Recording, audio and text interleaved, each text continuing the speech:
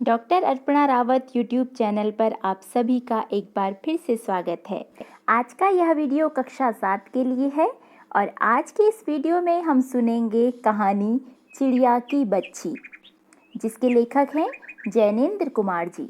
जैसा कि नाम से स्पष्ट है, इस कहानी में एक छोटी सी चिड़िया है।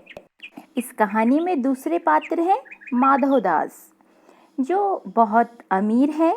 उनकी संगमरमर की कोठी है और संगमरमर की कोठी के आगे उन्होंने एक बगीचा बनवाया है। उनके पास धन की कमी नहीं है।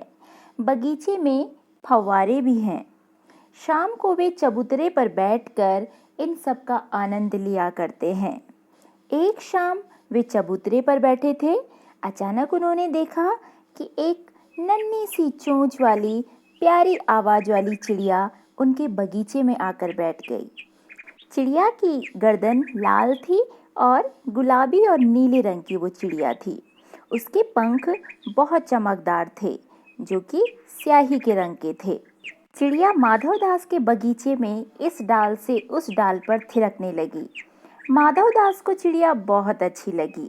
माधवदास ने चिड़िया से कहा, तुम बहुत सुंदर हो, यह बगीचा तुम्हारे लिए ही है।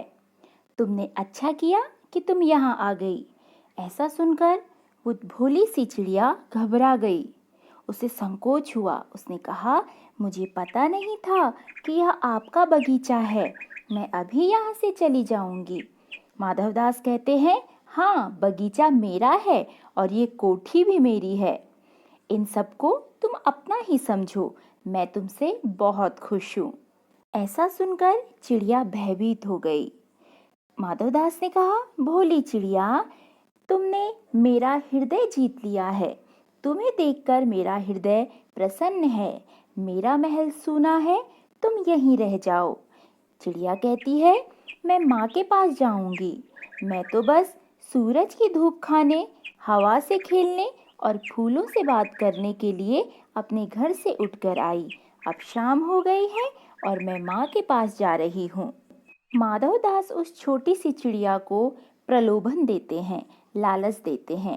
कहते हैं, देखो कितनी सुंदर बहार है, देखो गुलाब हंस रहा है। तुम महल में रहो, मेरे पास सोना मोती सब कुछ है। मैं तुम्हारे लिए सोने का एक घर बना दूंगा और उसमें मोतियों की झालर लटकेगी। यहाँ सुख से रहो, तुम्हारी माँ के पास कुछ नहीं है। माधवदास की बातें सुनकर चिड़िया डर गई। उसने कहा, मुझे तुम्हारी बातें समझ नहीं आती। मेरी माँ के घोंसले के बाहर सुनहरी धूप है। माँ मुझे 2 दाने खिला देती है, मुझे कुछ और नहीं चाहिए।